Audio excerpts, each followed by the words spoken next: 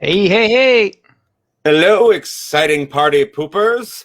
It is the Thursday Exchange, episode Eh, 14. I didn't poop. Well, it's April Fool's. So we're excited tonight. We have an interesting conversation tonight, and Mm-hmm. we're going to be focusing on entrepreneurship. We also have Nice. a very talented special guest, Michael Bloom, which we cannot wait to have on later this Yep. evening. He's a So talented director, photographer, and he's also a friend of mine. So I'm looking forward to talking to him. I'm looking forward to meeting the guy. Yep. So this week has been a very interesting week in news. I don't think there hasn't been an uninteresting week in the past year. I know it's been a quite a complex week, but also there's been some very interesting stories coming out of the woodwork. One of the really interesting stories that's come about is from actually Hunter Biden's memoir that he released recently. It details him in the memoir buying crack cocaine on the streets of DC and binging vodka on a daily basis while Joe Biden was vice president throughout the entire run. So it's a tragedy And in no one itself. noticed any of It's a this? tragedy in itself of drug addiction and stuff Yeah. like that. But at the same time, it also shows some sort of privilege for him to be like, can you imagine Secret Service following him around as he's buying crack? I mean, Be like, President, your son is going into the crack house again, and he's with Tiffany. correct me if I'm wrong, but isn't it when you're president, vice president, you're up there, Secret Service is always around you at all times? They are, and to a degree, they have to do what you say. And I'm sure that there's a certain loyalty factor. And, it is a disease. I understand that. But aren't there more discreet ways of doing it than I mean, our. was the Secret Service helping him get his crack? I don't know. I didn't read the I mean, I memoir, but didn't follow the guy. it's a big story going out right now. I mean, everyone knows about the sex tape and all that stuff, but no one really knew the gravity of it and how addicted he really was, and it's a true story of addiction. No Yeah. matter who his father is and whatnot, you can't help it. It was so crazy. People are like We had blaming. presidents who were hooked on drugs. I mean, it's. Yeah. I was just talking about this actually the other day with my mom. It's like,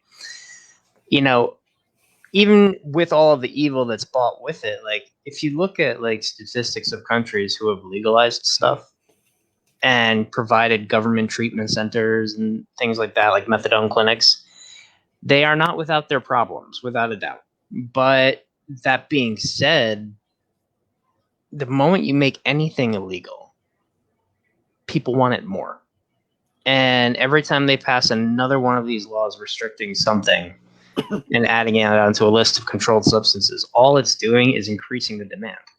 That's true, but at the same time, I don't know if something like a methadone clinic would work in the United States. Personally, I don't know. The population. We don't have universal health care. Number one, so something like that would be extremely radical for this country. I don't know who would be funding it. There's so many people right now with the borders and everything open that Yeah. there's already giant tax hikes, as we were talking about on the last podcast. There's like $3 trillion in tax hikes that are apparently going to the wealthy, yet at the same time, I don't want to say trickle down because people start throwing stones at me, but if you're going to tax all them, they're either going to cut employees, bring their businesses overseas, or upcharge everybody else. Yeah, my whole opinion on minimum wage is if you're going to raise the minimum wage, you kind of have to, in order for it to be effective and fair, and yes, this is going to come with the downsides that you just mentioned.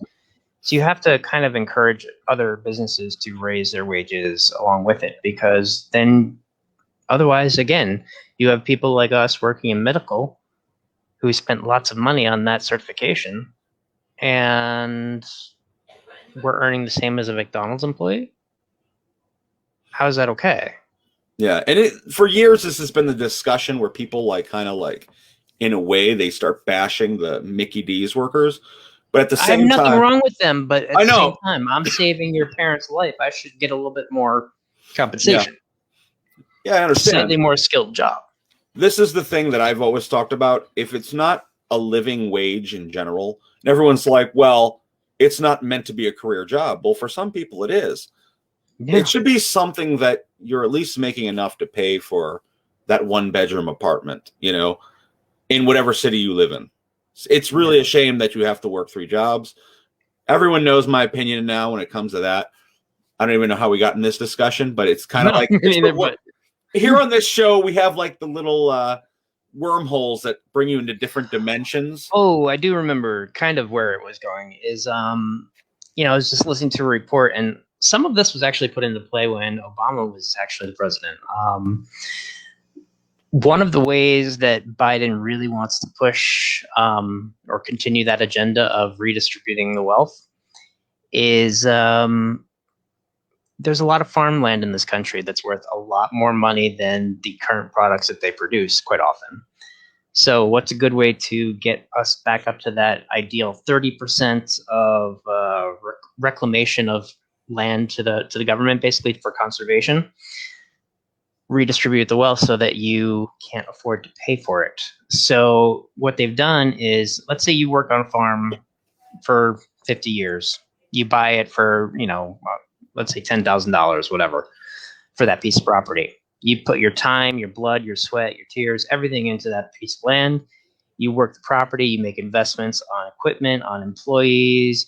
And by that time, you've probably already retired, and your kid's probably been running the business for the past 10 years, anyways, putting all of their time and effort into it. And if you die and they inherit it, there's going to be, they're pushing to have a capital gains tax included along with the estate tax and death tax that are already on that land. So by the time you get done, you may have a farm that now is worth $300 million, yet you have to pay a percentage of that you couldn't possibly pay, so you go into foreclosure.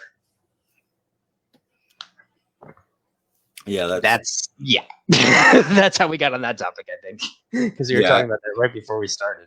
It blows my mind that these bills that have like 30,000 parts that nobody wants to read have all of these little loopholes in them. It's really unfortunate that there has to be so many different loopholes for these taxes and things that are really hurting. Ultimately, they hurt small businesses in the end. The farmers and people that own their little shops, they have so many different taxes they have to pay. Like, you're cutting into their profit margins. And that goes the same when you're talking about raising the minimum wage, and that's going to cut from them too. So I understand both sides, but it's unfortunate that people have to work, like I said, 3 full-time jobs or whatnot. Get to the point where you have like nervous breakdown just getting food on the table. Like, and on that note, here's another story, that I read this week about an Army dad. He's a veteran, struggles to feed his family, like the benefits that they do get. Goes to the supermarket and I can say that this is true. Like, I've been on food stamps before. You do get an amazing amount of resource from that if you qualify.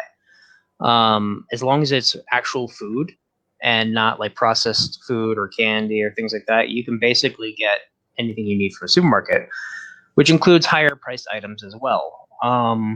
So you could literally use your food stamp card to go buy oysters, as long as it's fresh and real food, you can buy it. And so this guy basically moved the $100 bill that was in his wallet out of the way, took out his benefits card, and purchased 2 entire shopping carts filled overflowing with groceries, including shrimps, steaks, like all the high-end items that this guy considers a luxury for his own family, like giant packets of Pampers. And this guy has barely 1 cart filled up because as a veteran, as an officer, he doesn't earn enough to pay for that amount of food. See, I didn't see the story. So which guy, is it 2 different guys or is it one guy? the one guy is seeing a man in front of him at the register paying with a benefits card, and the one who's seeing it happen is an Army officer. Oh, see, it's those type of stories always. They enrage a lot of people because, like how many times have we been in like, a Walmart or ShopRite or any type of establishment? You see someone pull out that EBT card, and unfortunately, people automatically get judgment on them. And I've been on the receiving end of that judgment because I've had an EBT, or I feel like when I used it, the look that I got from the register, like the cashiers, was kind of like, oh, okay, here you go. Even though I wasn't buying like crazy stuff like that, like still, you already get that judgment. As full of hypocrisy as that, video sounds, it kind of bothers me that the guy took time to record him doing it. Oh, he didn't record him. He just reported it. He took a couple pictures of it. Oh, he took a couple pictures. I mean, it's someone's dignity. I don't know. You never know the situation. You can have 6 kids at home, I guess. I don't know. It's tough. Yeah. I'm not trying to play devil's advocate, but I see it all the time. People like online bashing, oh, I can't afford my groceries, and the guy in front of me just put a shrimp ring in his cart.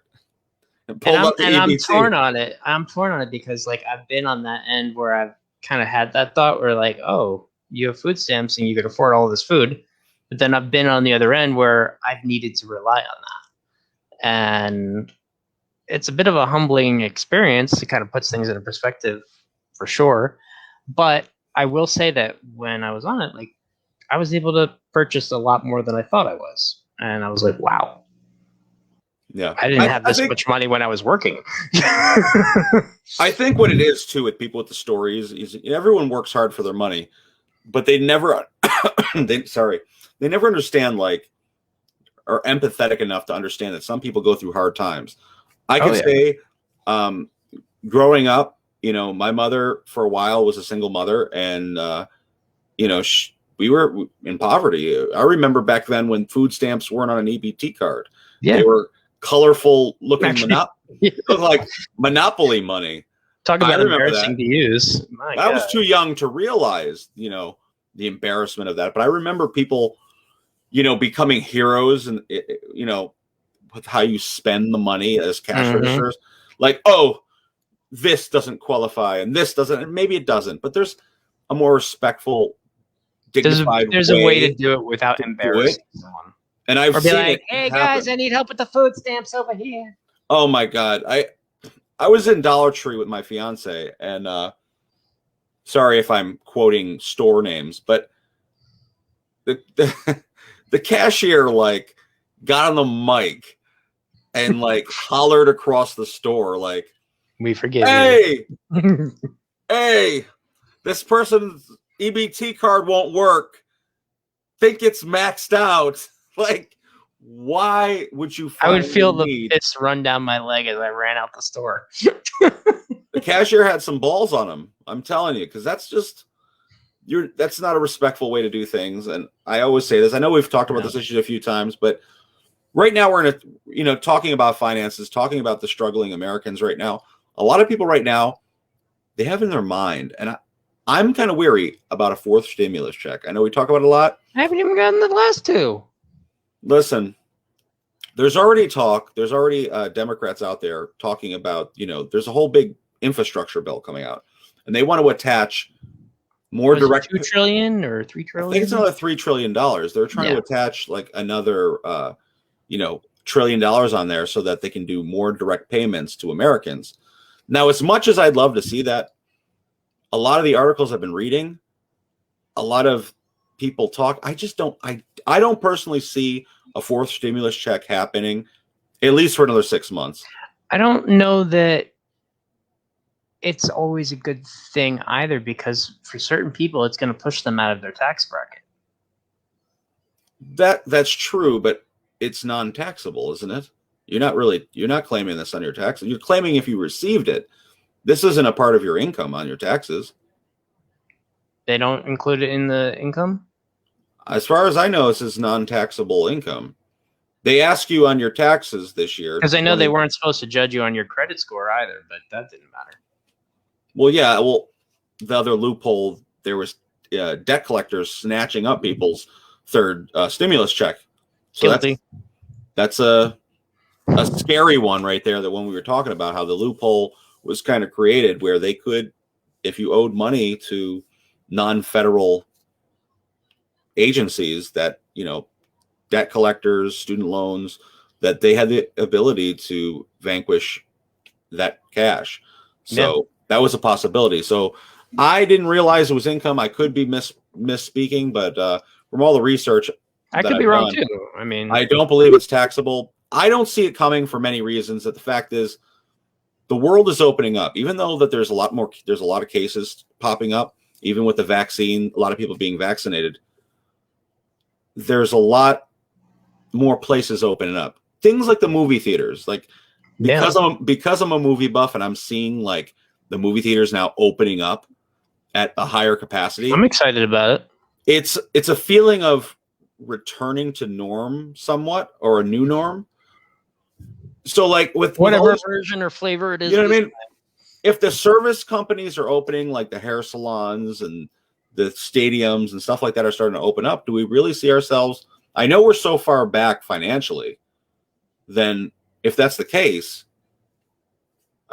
maybe they'll help us out just because they realize we struggled. But we're talking about people. I mean, whether you love them or not, I'm just going to bash them a little bit. But if you're talking about someone like Mitch McConnell, he won't support anything that helps like struggling people. He stands for one thing only: the rich. The rich. So I don't know how he keeps getting voted in, but they love him there, I guess. The problem is like people are so diehard in their thoughts on trickle down, and while I understand the logic behind it, I haven't really seen much of that tricklage. It's not that it's even a word, but listen, whether you believe in trickle down economics or not, we live in a time now where the unemployment rate, like we said before, is at the highest it's ever been. People are just starting to get back to work, but even if they're coming back to work, they're working under a limited capacity. Let's just say you were a professional server at a local restaurant. You once had 10 tables. Now, wedding photographer too. I mean, now you have 4. You know what I mean? Like, it makes a difference on the tips you receive. Yeah, if you're earning $2 an hour as your base pay, or $4 depending on the state, that makes a huge difference. And that's just one example. Like, you had a bigger, generated crowd. You can't expect people, because you are hurt, to give more money. And a lot of these companies it's interesting because we're talking about entrepreneurship later on this evening, but I see a lot of companies out here doing it, and tell me if I'm wrong, they're expecting you to give more money or charge you a whole lot more because they suffered through the pandemic and you just don't got it to give. Yeah. It's a simple thing like a movie ticket. Theaters. How much are they now? Like $20? Like $17 a ticket. Okay. Prior to the pandemic, what were they? Oh no, a regular showing. Okay. Hello, Gina. Thank you so much for watching. We have a fan here. Thank you, Gina. But like I said, you can't expect these little things like to go up like $3 more a ticket. You're going to eat the same gyro and it's going to be $2 more. And you're making the same amount of money as you were making prior to the pandemic. So that's where the challenges are right now. And we understand people got to live, but it's a big balancing act that's happening right now. It really is. And it's, it's frustrating sometimes. Sorry, I moved my notes out of my way. Along with that $1 trillion or whatever that they want to add on, they also want to offset the cost of it by increasing a corporate tax up to 28%. So, nothing is free. You do have to pay for it somewhere. So we will now see if the opposite end of that trickle down is true, because if we're going to increase taxes to almost income tax level of 30%, we're going to see how it affects the jobs and see if it really does damage it or not. So it'll be kind of, in that sense, it's interesting. Yeah, we broke this down on our last podcast about how, Biden was it's the first time that the corporate tax has been raised significantly in 30 years. So you're going to see significant changes on how these big businesses operate, how they're going to hire people, how they're going to give out those annual bonuses, how they're going to raise people's wages that have been working the same job.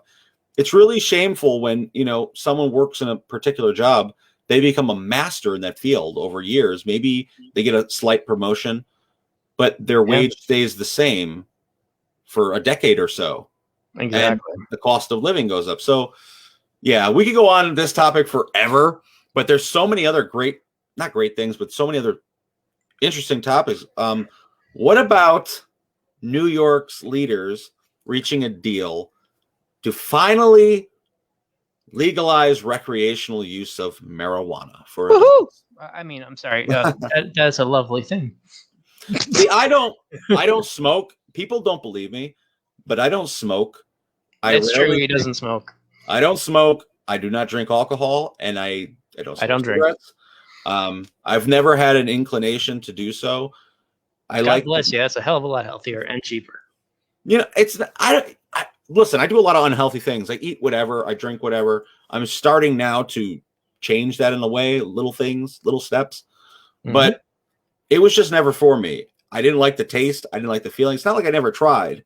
Yeah. But it never was for me. But I know a ton of people who wake and bake, shake and bake. They live life to bake. Baking, I mean smoking weed. Oh, is that what it means? Is that what it means? Okay, for those that are non-smokers or don't know anybody, ha ha ha ha. I don't smoke. No, but under this new law, this would create a giant positive effect with our criminal system. Yeah. Just think of all the people that got in trouble for stupid crap. Yeah. Let's decriminalize smoking marijuana. This is like back in the day when they banned alcohol, and all those people were like scoundrels and scallywags. Mm-hmm. They were immoral skunks. Making their their little beer in the woods and stuff like that. Like, no, that was more than beer. Yeah, more than beer, but you know what I'm saying?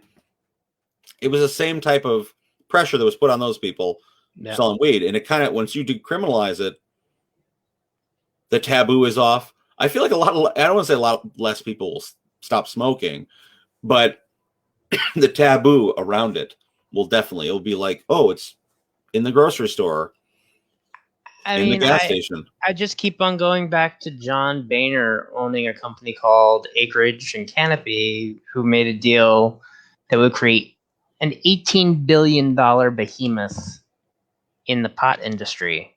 And this is the guy who blocked the law for the last 20 years. Yeah. We've talked about him too on the show, and it's tragic. This is what happens, people that really they're gung-ho about politicians, and they really weren't paying attention. No. Pay attention to the guy and the laws they stand for and the things that they vote into law. And then you're finding out when they're signing book deals, all the other people that are supporting them that are totally against the grain of what they stood for. Just look up tax on unearned gains, and then you'll be blown enough. Your mind will be blown enough to prime you on that one. Mm-hmm. But along with this goes along with, because everything revolves on money. But along with that bill, for the additional $1 trillion is the fact that our infrastructure definitely does need some work. You saw what happened in Texas over the winter with that snowstorm, right? Where everybody lost their power and it basically shut everything down and it just caused mayhem. Our entire country is based on, maybe there's places that aren't, but the majority of our country is based on a system of electricity that is outdated by about 20 or 30 years. We have cables going through trees and branches when other countries have it buried underground. Because it took the extra time and investment. Granted, those countries are not nearly as large. But unless we do something, it becomes easier and easier and easier to really think of a catastrophic failure of our entire system. which could kill, they've said, up to 90% of a population if that grid were to go down permanently. What, Rick? You just slipped that in there about like the apocalypse. Like, what? Yeah. How do you slip that in there? I just read this the other day. I was like, what the fuzzy fudge? Basically, trying to be better with my curse words. Slipped in the apocalypse. Yeah, they basically said, like, if the entire power grid were to go down across the nation, like, for any extended period of time, like, it could kill up to like 90% of the people. I don't know if that seems a bit exaggerated to me, but yeah, it reminds me of that show. Like, I forget what it's on, like maybe the History Channel or something, where the people put. I don't know how true that. They have like bunkers for the zombie apocalypse in their backyard that like have like spike strips that blow out of them. And I've been watching prepper shows lately. I'm not a prepper, but they crack me up. Yeah, but that's pretty wild. But going back a little bit, stepping back a little bit before the apocalypse and the grid failing us all, with the marijuana new law, basically decriminalizing it, there would be so many people that are currently in the prison system. They get to go home. They would get to go home. And I talked to a lot of people that are against the bail reform, which is, I'm sliding this in there. Why not? It's controversial. Yeah. A lot of people are against it because they're afraid that, like, it's going to bring all the murderers and rapists out of prison, which hopefully not. That would be terrible. But at the same time, a lot of the judging based on the severity of your crime. That's what you would believe, and that's the hopes. And that's the way it should truly be.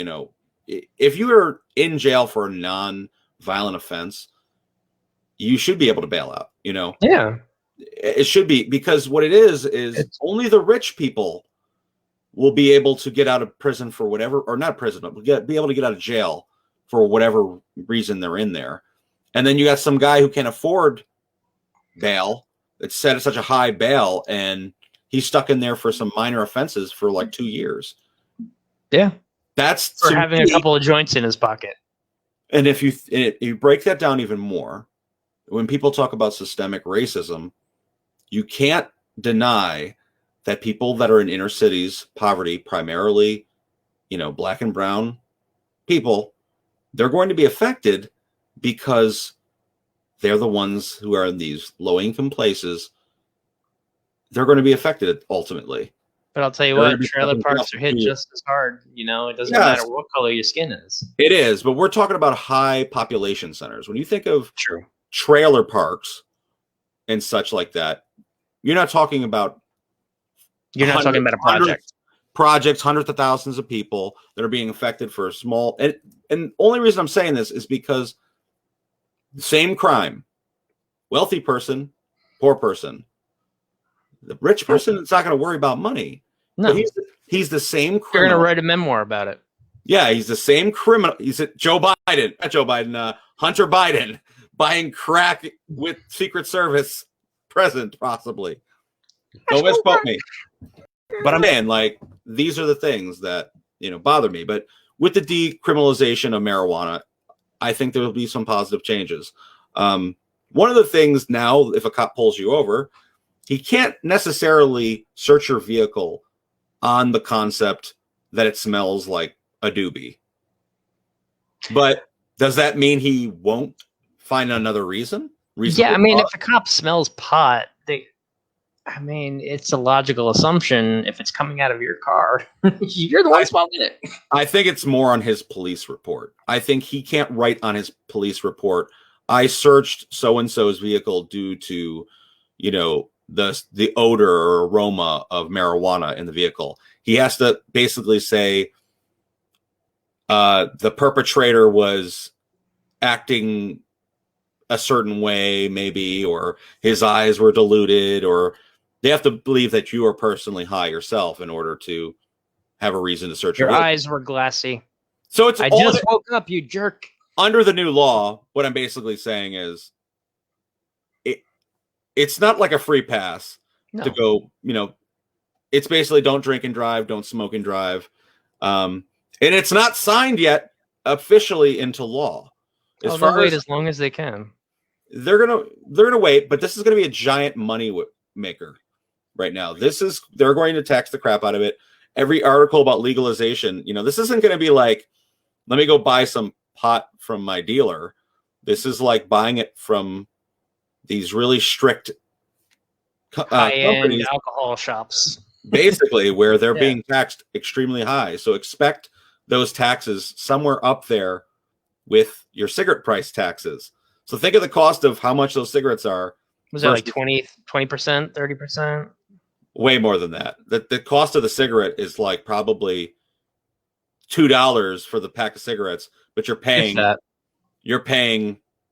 what, $10? Yeah, I have no idea what it's even up to at this I don't point. smoke. I'm not a smoker, but all the smokers out there, you know what I'm talking about. So don't expect you're going to walk into a marijuana dispensary and be like, oh, it's not going to make it cheaper. It's going to probably make it more expensive. It'll probably also regulate. I'm assuming what they'll do is they'll regulate on strength of the product. Like they'll probably classify it whether or not it's medicinal, or I don't know what the real difference between medicinal and recreational is, other than one is for fun. But I don't know if it's difference in the actual strength classification. But I know that they were talking about being more strict on that, and then a lot of these companies, they have like the closed system where they basically own it from start to finish. And what'll be interesting also to see though is, will they increase the amount of inspectors? Because currently they don't have enough like inspectors to even monitor all of the CBD and hemp farms. Yeah. Well, with this new law too, people are allowed to, I believe it's up to, what is it, 6 plants or 3 plants or 5 pounds? I don't know the difference. It'll save you a Nike ton of money. So you could have up to 5 pounds of plant in your house, and you could have up to a few ounces now. Do you know how much money that is? Listen, I'm not trying to give away the fact that I'm like a major drug dealer, okay? Neither am I, but that's a lot of money. That's 5 pounds of weed. People buy it by 1/8 of an ounce. Just to slip it in there before I go into a really tragic topic, it's been a really weird day for me as far as, I want to say, freedom of speech. I don't want to give away the platform I was using or exactly what I said, but I posted a really funny status, basically reflecting on my own whiteness, and not even in a comical way, because there was a time in the world where we were all allowed to basically make fun of our own flaws, make fun of our own self-deprecation. Yeah, and it was silly. It was funny. We've been doing it for as long as I've known. And I saw this really ridiculous picture of a woman in a dress made entirely out of peeps. The little marshmallow things. Yeah, if you don't know what a peep is. We're a week before Easter. Okay, so I posted, basically, this is the problem with my people. In lighter terms, and I'm embarrassed but hungry. I was literally banned. The post was banned, and I was threatened for spreading hate speech. But the way they worded it is the part that made my mouth drop open. Yeah, they basically said, like, we all make mistakes in life, but we'll let you pass. But the next time we will block your account or shut you down. And I'm the farthest person from a racist. But if the status was about like someone like me, and I'm joking about someone wearing a peep dress, like, where are we in this thin line now? Are you inciting violence by that statement? It was silly. It was goofy, but the fact of the matter, it really bothered me because it made me scared. Like, am I stepping on eggshells here? I'm a relatively, professional person and loving person. And them even, what it is it's not a human being. It's an algorithm.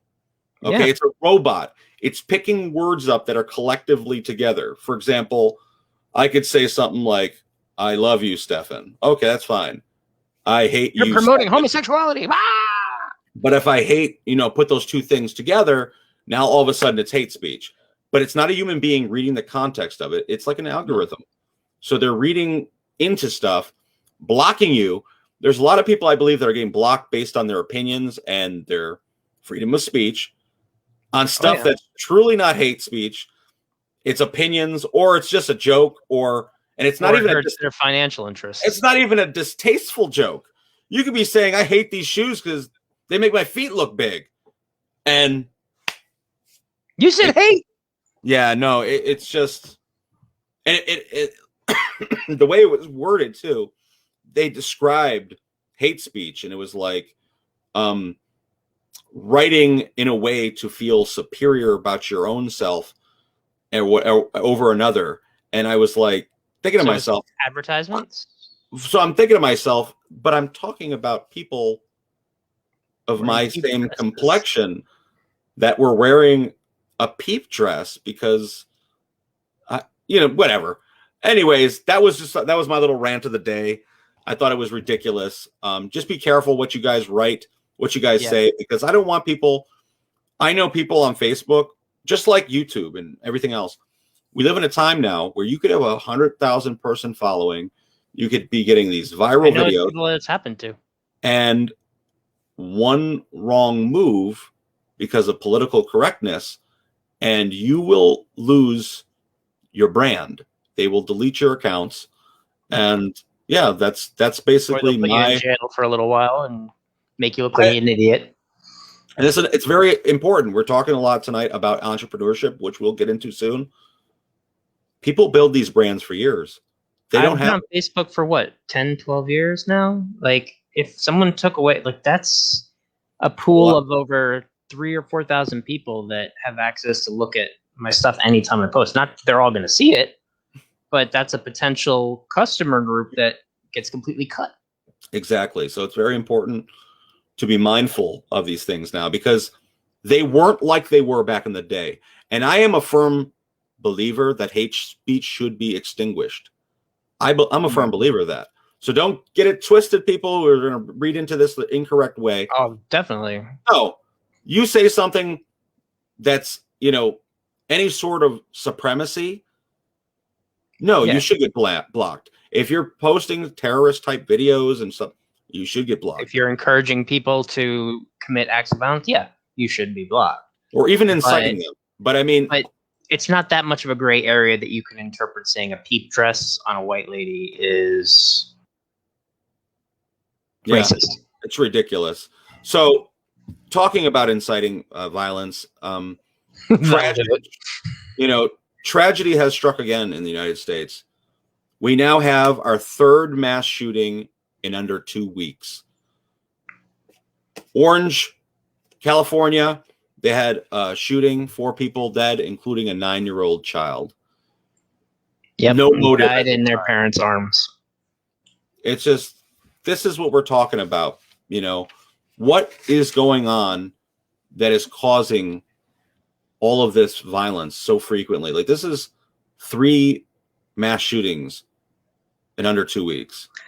I really think, my personal opinion is that just like they did a study back in the early 1900s, I don't remember the name of the study or who performed it, but basically they started to notice that in smaller communities like in Alaska, that anytime somebody committed suicide, if they reported it in the news, there would be a cluster of suicides that would then happen shortly thereafter, because people thought, oh, that is an option. Now, I really think that it's kind of a similar thing, because as much as we want to memorialize, and we should memorialize the people that were lost because they did not deserve to be, taken out like that, I think it also is an orgy of media that these people feed off of. So, like, if you're already in a state where you don't care about anybody but yourself, you're desperate because of whatever you've gone through, whatever bullying or whatever injustice that you have perceived, and then you see somebody else do it and you go, that is a good way to go out if you're crazy enough. I think that's kind of what's happening, and people are just repeating it because they realize they can go out with a flaming bang. I actually really agree with you on this, and I've been saying this to people for a while now, that a lot of these mass shooters, and as much as we want to plaster their name and put their face in the news to smear them, Shouldn't. They don't deserve it. you're creating a monster. You're putting this people and think about it. Think about all the major networks right now. You can go on, Hulu, you can go on Netflix, you can go Just on turn the TV HBO. on. And a lot of these people that are idolized, they're not like, celebrities. They're not like politicians who have changed the world. They are like serial killers. Like they're making not just movies, but documentaries over and over. And we're all guilty of the guilty pleasure of watching like Ted Silence of the Bundy. Lambs. I love that movie. Well, that's a I'm talking about literally idolizing a serial killer. Do you know they just John Wayne Gacy? They have a new documentary on him, and I don't know how many Ted Bundy movies they're going to make or documentaries on Ted Bundy. Same with Charles Manson.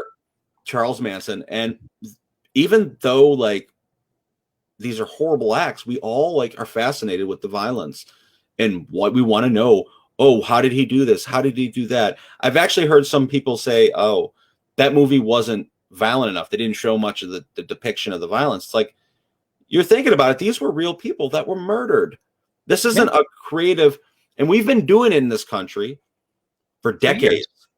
For decades, we've been creating films and media exposure to the bad guy. Halloween, Scream, House of a Thousand Corpses. I mean, we glorify violence in this culture. How many of us, we don't know the name of our vice presidents or even our presidents, but we remember like the person who shot Lincoln or JFK or John Lennon. We remember these like Booth. Do you remember the movie Addams Family where they had the serial killer trading cards?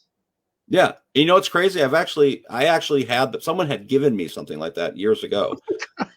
So I'm saying like, and I'm not like, okay, you're creative and I'm a history buff myself. And I really do enjoy watching stuff like that. But when it comes down to it, in today's world with the media and everything like that, having these people plastered on newspapers afterwards shouldn't happen anymore. No. He should be erased, period. Because the next guy who feels worthlessness, he's going to be like, well, I'll be remembered. And it doesn't mean you can't hold memorial ceremonies, but you don't need to turn it into a 4-week-long national news fest. No. Talking about the event is one thing. To me, you could talk about the event night and day.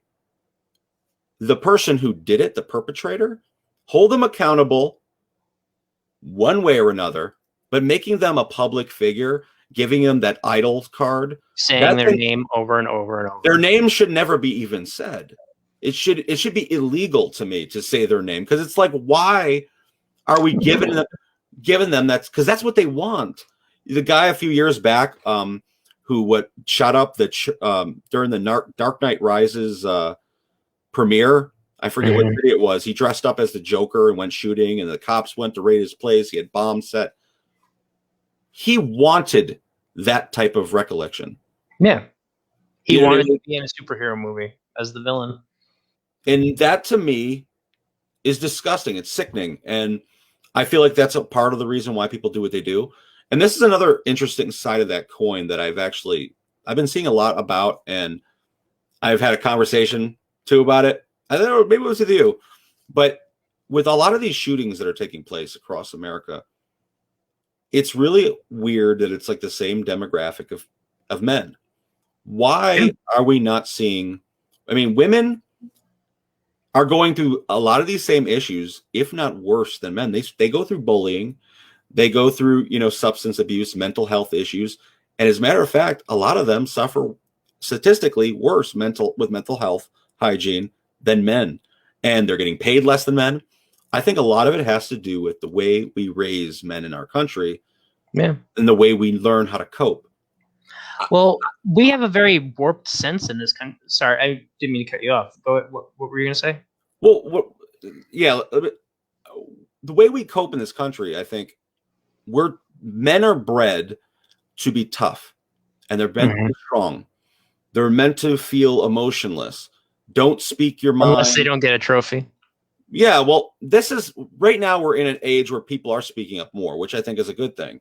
Yeah. But we were bred to not speak our mind, not show your emotions. And women, like I'm saying, women, why are we not seeing women's Well, in these mass shootings shooting up places? We're seeing a just lot of going men. back to what you said about today with the whole post being flagged, like we're being pushed into voluntarily censoring ourselves so that we don't get flagged for just talking about what we got flagged for. That's part of it. But I mean, if a woman had posted that, I'm assuming she would still get flagged because of the algorithm.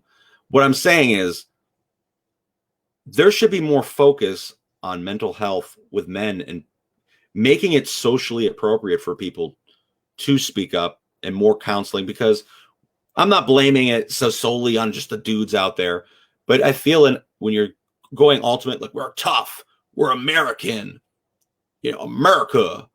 Fuck you! It's sad. It's a sad tragedy when they're going out there shooting up places because they don't know how to cope with being told, "Oh, you're being bullied. You're fat. You're ugly. Whatever." And you can't say it's just a gun either, too. Women are getting told the same things. Why are they not? They're being abused. Why are they not doing it? That's the question that I think people should start thinking about. Why are they not doing it? Not that we want them to. What's more so than that? Why is it that we're doing it when other countries are not? Like you look at, for example, Switzerland. Granted, you could fit 5 Switzerlands in New York. I get that, but that's where my dad's from, so I have a little bit of experience with it. Everybody over there either has to do civil service or join the army. When you join the army, you are trained on an assault rifle, and you are given an assault rifle and ammo, and are expected to maintain that. And yet they're not going out and shooting people. What are we putting in our water that makes this okay? Like, I don't understand. Like, other than over advertising it and glorifying it in the media, like, why is it that as a culture, American men have a tendency towards massacring large amounts of people? I think, I don't know what it's like in Switzerland, but as I was talking about before, I think it has to do with idolization. I think so too. I think the media I'm not blaming it on just the media, but if you think about the power of the newspaper, and now the newspaper is like obsolete. Now you're thinking of the social media. Now I think it's worldwide, which I don't want to say that we've created a virus, but I feel like a lot of these issues that we're talking about, they might not just be American issues very soon. I mean, you got the wild internet, Instagram, Facebook, Twitter. I think because of that, it's the accessibility of, 20, 30 years ago, you didn't have really the access to let me communicate with this guy over in England or Switzerland. Now, with you me, can't even communicate with your friend down the street unless you walked and talked on the phone that you had to roll the damn numbers about. That's another important fact, that because it's like a virus in a way, and because internet is worldwide, we have to be careful, because now we're not just influencing our neighbors down the street or just our fellow Americans. We're influencing the entire world. Your kids are plugged into the Matrix pretty hard. If you look down and see how many times that their faces are glued to their iPads, I'm not saying I'm any less guilty. I'm just as guilty.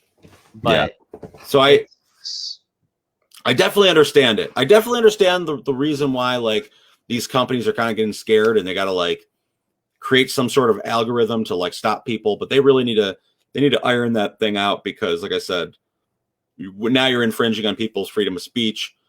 There's got to be a way. Let's not idolize. You're getting to a point where a computer is able to process data faster than any human ever could and make executive decisions upon that data. And that's what's happening. And that's just the beginning. They're going to get smarter. Have you heard of the Neuralink that they want to make? No, I have no idea. Okay. If you want to be disturbed, look up Tesla's Neuralink. They're literally looking up technology of implanting electrodes into your brain so that you can be basically hooked into the web and have an interactive HUD display almost. Wow. Instantaneously. I mean, it would be amazing on one level, but at the same time, that's a lot of power to give a company. Yeah, you're basically in your know your every thought and desire. They know your every thought, desire, and wish, and want, and regret. They know it Yep. all.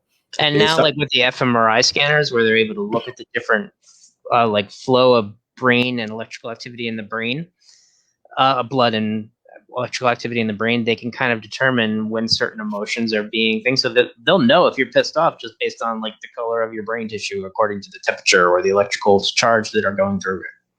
yeah, It's a little nuts. it's crazy, but not to hold on to too many other things tonight. It's April Fool's Day, people. Woo! Let me tell you something. Apparently, April Fool's has been around for 500 plus years, and it kind of started off so many years ago. So the legend has it. So the legend has it. Basically, it was a mistake. People, they were changing the calendar in France to the Julian calendar, and a lot of people missed the dates. And that's how it started, really. People created all types of other events from it, festivals, parties. And everybody knows really what we really do for April Fools. We prank each other. You tell people that you're pregnant when you're not. You go around saying you got married to your parents to a girl you just met. That's what you do. I got a good one.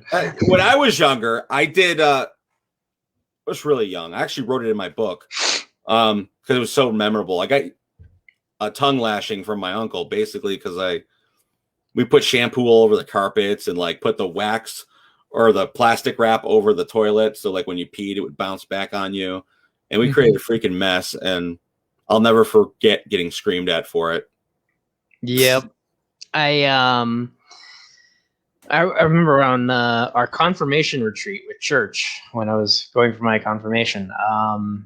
We're Catholic, and they would have like a weekend retreat where you would go and like prepare for it and everything.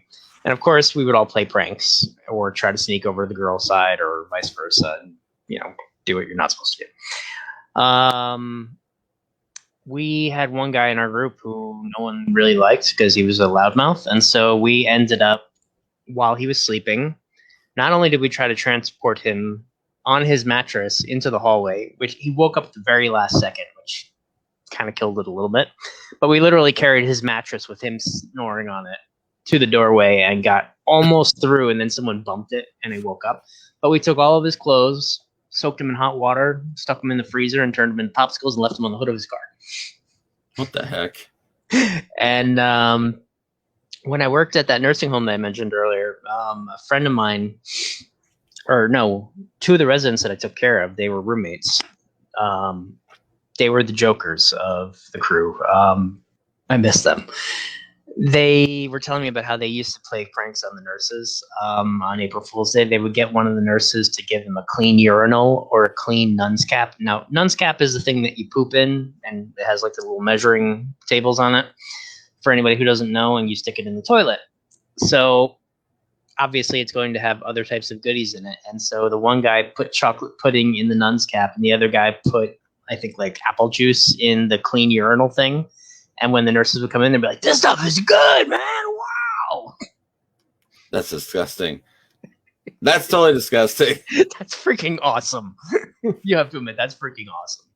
I mean, wait a minute. They were brand new, I hope, right? They were brand new. Oh, they're fully with it. Like, they were rehab patients. Like, I mean, one guy had a stroke. No, I'm talking about brand new nun's cap and urinal. Oh, yeah. They came from never been used. Never been used, no. Yeah, I wouldn't even use that. Like, I wouldn't even mess around with a trick like that, even if it was like. You could tell if it's used. You smell it. Trust me. Yeah, you smell it. But anyways, people, April Fools. If you haven't pranked your fellow loved ones, do it before the night is done, and you can say that you did something worthwhile today. Speaking of which, a couple of companies have jumped on board as well. They put out some funny advertisements to just kind of go along with it. And let's see, where was the one that really I thought was fun?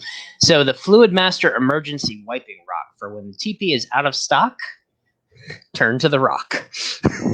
And It has a rock with a sticker on it that says "Do not flush." Let's hope you don't do that. There's a Jack's Lynx cologne in case you want to smell like beef jerky. Lego Smart Bricks was another one.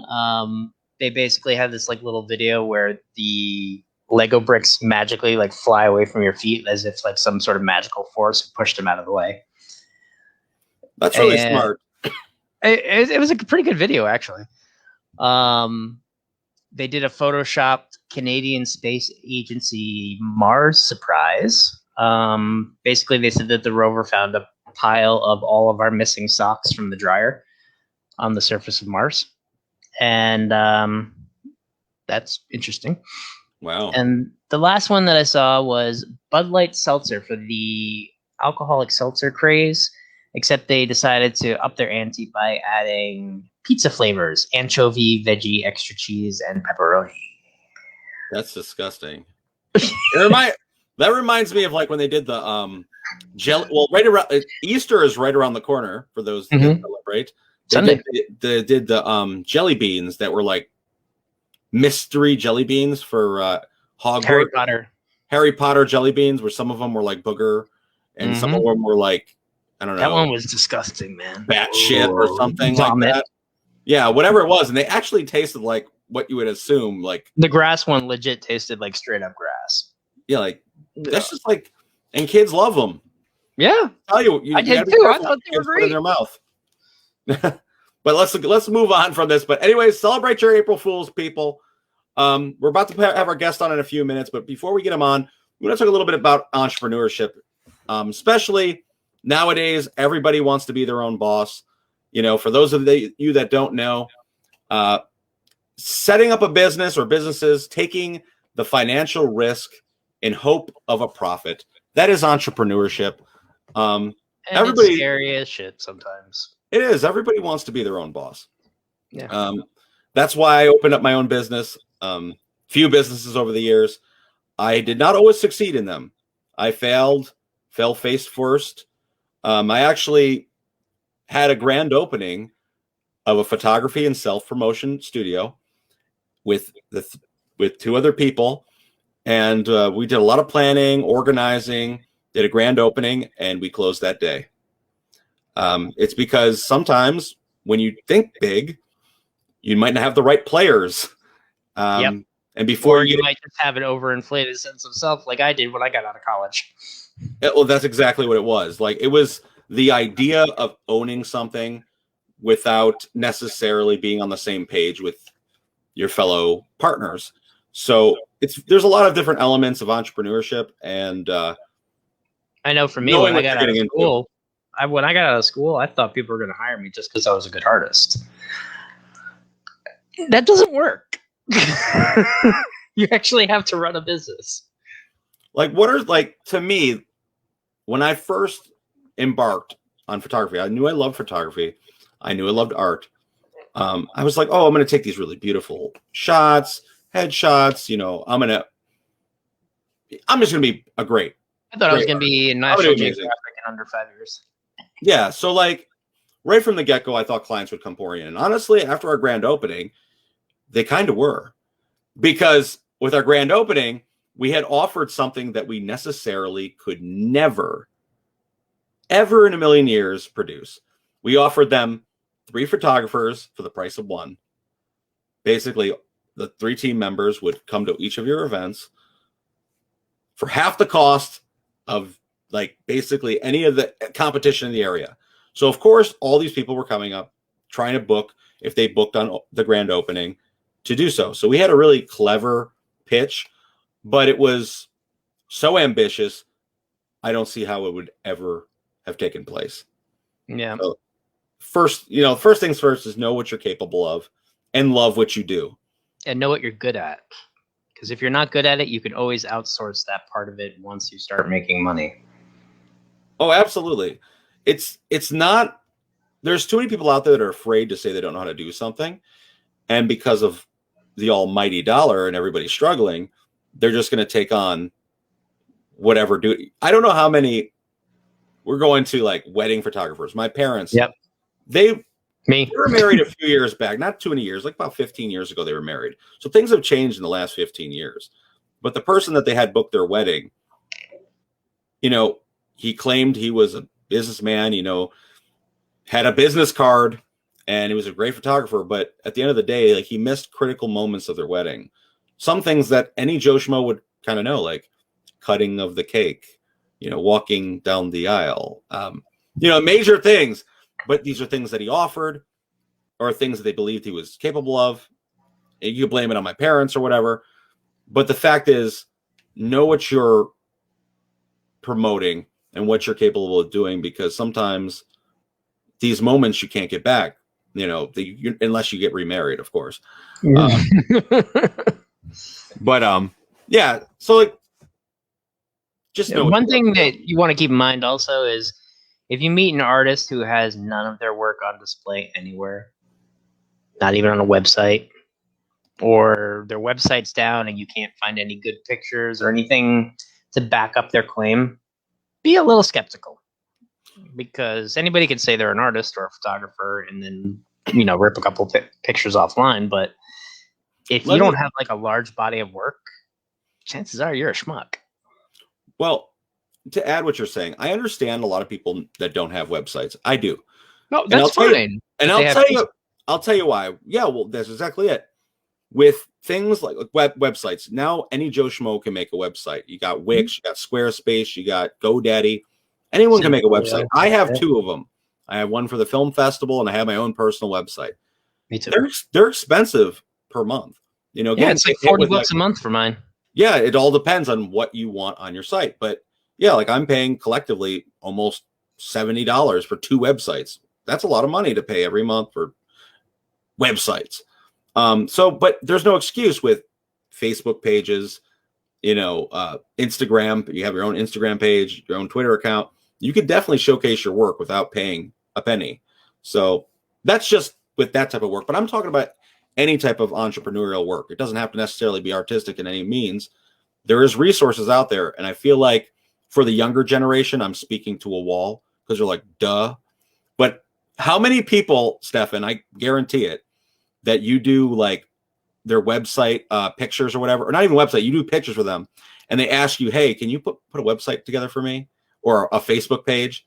And you're like, what? And they're, you know, they're in that like elderly, or they'll just ask me to like create a full length video with music and everything included, make a slideshow. I'm like, you realize that takes time, right? Well, and sometimes, and with the resources of technology, I'm not trying to give it away for all the other. You can do it yourself. Yeah, you can do it yourself. That's what I'm saying. For all those people trying to cut corners and make their business happen. I mean, anyone knows getting involved in any sort of. I mean, if you want to pay me, that's different. By all means, it's a lot of work. So you have to, you know, be willing to not cut corners, but you have to be willing to save some money sometimes. Yeah. So, but before we get too deep into this topic, let's bring on our guest. Michael Bloom. He's a photographer, videographer, creator, wood carver with chainsaws. I saw some of his stuff. This is pretty awesome. Stefan, here we go. Come on in. Well, hello. Hello. Nice hat. Thank you. How are you doing tonight? I'm doing great, Charles. How about yourself? I'm doing good. So I think you're a great guest for tonight's show. We're talking about entrepreneurship. One of the main things that I find interesting is how alike you guys look. Thank you. Do we? Well, he's a good-looking guy then. But videography and photography in times of COVID, how is that like possible now? Like how much has your business changed over this past year? In the beginning, there was no work. So yeah, that's how I really delved into the chainsaw carving, because I didn't know what was going to happen. I didn't know if I was going to have to trade the carvings to the rebels for gasoline eventually. I didn't know. Slowly, things went back, and we have a good client base in the medical world, and they needed videos very shortly after everything hit. So we went to work. We put the mask on. We were cautious. We followed protocol, and that helped. And then, for the first time as an adult, I had some time off. There were things to help, like PPP loans. So, yeah, it was an interesting time of reflection. It was very scary business-wise, but everybody was scared. So I took the opportunity to just kind of relax and live. And, instead of freaking out, I went down to the river, made a campfire, and would cook lunch. Yeah, you'd always be posting these pictures of like skillets and like all sorts of stuff roasting on the fire. I'm like, So it was, everybody was panicking. I just chose to not panic. I knew there were people bigger than me with more at stake that would have to figure some things out. And then a trickle of work would come in. I cut my spending quite a bit, and I just went forth. I think that's really inspiring to see how, like, you didn't kind of get freaked out and torn apart, but at the same time, like you said, you took time to reflect. And I feel like a few people I asked similar questions because the pandemic has kind of flipped everyone upside down. So it's interesting to see different perspectives. But one thing that's universal is a lot of people said that it kind of, like, in a way, it's like a meditation. You were able to really create stuff that you wouldn't have necessarily had time to do prior. Yeah, that's pretty awesome. Personal projects, I mean, alone, like your wood carving stuff, I mean, just watching from start to end, like, this is like, we started working together, I don't know, like probably about 3-4 years ago, occasionally, through quarterly magazines. Like, he would call me up for an assignment, and but we were always on Facebook, and I would see him start like popping out these sculptures. And just like when I first started doing wood carving, at first they were a little bit blocky, but you could tell that there was something there. And then he just kept on pumping them out like a damn machine. I'm like, all right, we need to do this. We need to hang out. So that's how we kind of got it. It's a unique thing. What really got you into like the whole wood carving thing? Attention deficit disorder. I had to cut firewood for my wood stove, and I looked and I was like, I wonder if that could be a skull. And then I made a skull, and then 4 chainsaws later, here we are. Blow torches and everything. Blow torches, all of it. Man-put tools, hand tools, just. See, like, I don't want to say, I'm kind of a pussy. So, like, if I have a chainsaw in my hand, I would be afraid of, like, wood, like, sparking in my eyes, like, getting splinters, getting hit with the chainsaw. Like, I watched too many scary movies. No, like, what was it? Like, do you go through, like when you're saying you're going through chainsaws, you're literally breaking chainsaws, or like the chains and everything? No, you need a big one for blocking. You need a little one for detail. And it's just like in a lot of what we do. At first, you start with the cheap equipment, and then you break it. And then you got to buy a better one. And then finally, you're like, why don't I just spend the money and get one that's going to last? After spending 3 times that amount on all the cheap ones first. Yeah, I did it as a young man in the photo industry, lighting modifiers, lights, and then, like you said, spent 3 times what I would have on just buying the good one to begin with. If I had waited to buy lights until now, I would have saved myself probably a good $1,000. Yeah. That's what, a lot of people, though, their origin stories, like how they get involved, is kind of unique. Do you have, like, when you got involved with, like, photography in the beginning, did it start off like, I'm a child, I just like playing with a camera, or it was something like you got inspired by others? My aunt, when I was a little kid, gave me a Yashica 35 millimeter. I never used it, but it was beautiful. I loved looking at it. And then my second year of college, I do music, and I had like the Hendrix posters, and everybody had that. And I was like, I want to be classy. I want some black and white photos. And I really photos, and they were $300. And just like I always do, I was like, I could probably do that. So that's what happened. I took photo 1 the next semester, and I was terrible at a lot of things, and photo was one of the few things that just kind of went. Yep. With photo and video, what do you see yourself leaning more towards? I don't lean towards anything. I'm diversified. A lot of photographers that I know, some of them, they made a lot of money and they were specialized, but then when the world ends, as it does every couple of years, um, they panicked. And because I'm spread out, I'm safer. I've always diversified. I've never done one thing. I never wanted to do one thing. I hated being told you had to pick a niche. Like Yeah. that was the most infuriating thing. I'm like, why? If I can do more than one thing, why can't I do more than one thing? Exactly. There's yeah, sorry. And it's just personally rewarding. I like the quiet work of real estate when there's no people involved, and that's a good test, real estate and architecture, of your skill, because if you have a model or an actor that knows how to move themselves, you almost can't screw it up. But if you have or still life objects, that's a test of you. But then my favorite thing to photograph is people, so I like having both. Yeah.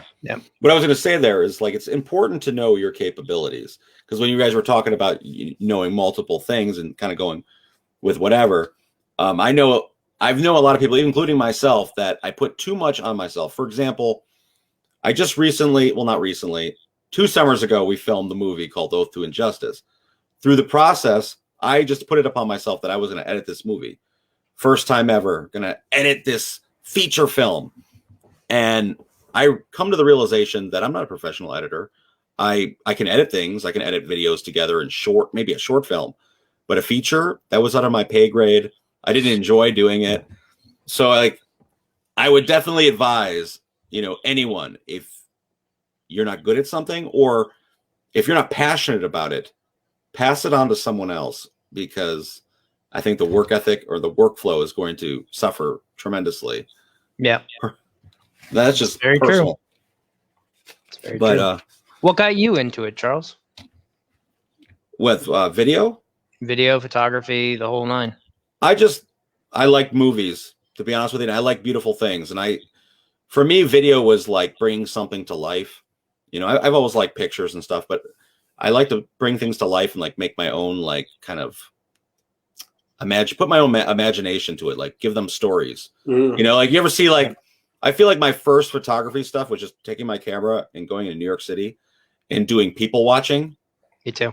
And those are the best pictures.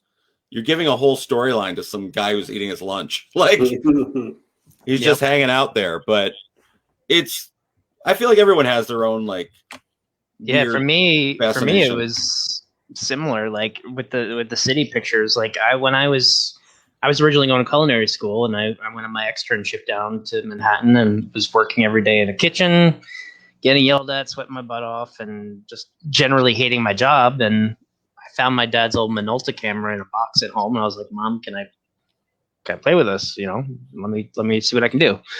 And unfortunately, like, the shutter broke on it, like, after a couple of weeks, because it was not stored properly. And they don't make that type of shutter anymore. So I ended up getting just like a point and shoot for the first year. And then from there went up to like a little hybrid camera. But some of the best shots that I ever took, and to this day, like, we're literally just going down to the city, finding a street corner that had something about it, whether it's a mural or the way the traffic is moving, and just waiting for that perfect person to walk into frame and capture that moment. And that, and also wildlife photography, like, those two things just made me want to do it. And I used to think, like, if you couldn't draw it, you shouldn't be a photographer, which that's stupid. See, Stefan, you and I are different. See, yeah, I'm like, I got to put a storyline behind stuff, but you're like one of those, like, very poetic photographers. I like the beauty. You'll look at, like, a grass blowing and you'll be like, yes.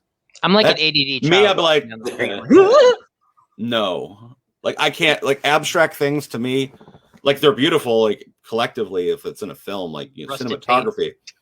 Yeah, like, you post a lot of stuff and it's like, that's interesting, but would I have thought to take a picture of that? Nope. No. I guess that's where my creative brain stops. So, but Mike, we're all visual creators. We all create different things, so it's always fun. Well, it's an interesting thing. Crystal Tweed just messaged. She says, "Cool. Mike shot me and my daughter Layla for the 45th anniversary of Woodstock at Bethel Woods Museum. It became a billboard with the SPCA in Rock Hill. Pretty cool. It was about 7 years ago. Hi, Crystal. Hey. Regards to Pedro. He's awesome. We had Pedro on actually last week. Yep. Which was great. What situations do you find really challenging? As far as like when you're out, I know Stefan, I know his triggers, but I know like when you're working with people, like you're working, whether it's like a wedding or a corporate event or even something that's a creative endeavor, what do you find like challenging elements? I don't panic. When you walk into this industry, your day is going to be full of emergencies and miracles. Mm-hmm. And then after a certain number of years, that just becomes like food to you. And I don't sweat. I mean, I sweat profusely, but not from stress, just from chest hair. I don't. None of it bothers me. I don't lose my cool. It's just because when you lose your cool, you're not thinking clearly. Oh yeah. So the more shit goes wrong, the calmer I get. And they turn and they look at me and they're like, ah. I'm like, it's gonna be okay. We'll get the shot. See, I need your sense of chill pill. I need that. I need a little bit of just a little bit. I have a little bit more anxiety than you. I have the reverse. If all I have to do in a day is post-production, I pace, I'm anxious, but when things go wrong, I'm calm. See, that's a perfect person to have, whether it's on your set or wedding or whatever, because me, the way I look at it is time is money, and like it's irreplaceable too. So you know how many times that like you can't control the weather, but on a day, mowing the lawn. No, like if you know how many times when you're filming or you're shooting something and the weather has a giant impact on what you're trying to do, and it's just like I feel like if you're in this type of field, you have to kind of roll with the punches. And you do if you focus on elasticity of yourself rather than planning. Every time, I get into pre-production and it gets more than 2 pages, I'm like, yeah, we're going to get on set and all of this is going to change. So me too. I'm ready for that. And I kind of sometimes lax in the planning because I already know everything's going to run an hour behind. And we're just going to have to improvise. So I work on my calm and my improvisation and my creativity. And just having, if you've done it and you've come home with it, you can do it again. So relax, figure it out. Yep. Yeah, I think that's important. Definitely. You said an hour behind. I was like, you're fibbing right there. But I wish I had that. Sometimes that's when they show up. I had a wedding and she wanted to do a first look, which I'm a huge fan of because that makes the day less stressful. Yes, it does. And pages of portraits. Her dress broke. She had to leave, get the dress fixed. She didn't show up till a minute before ceremony. We got it done. She was happy with the pictures. She appreciated myself and the team and our ability to adapt. And it's just going to be like that. And if you think it's going to go your way, you're already setting yourself up for failure. So just have a lot of stuff in your bag and be ready.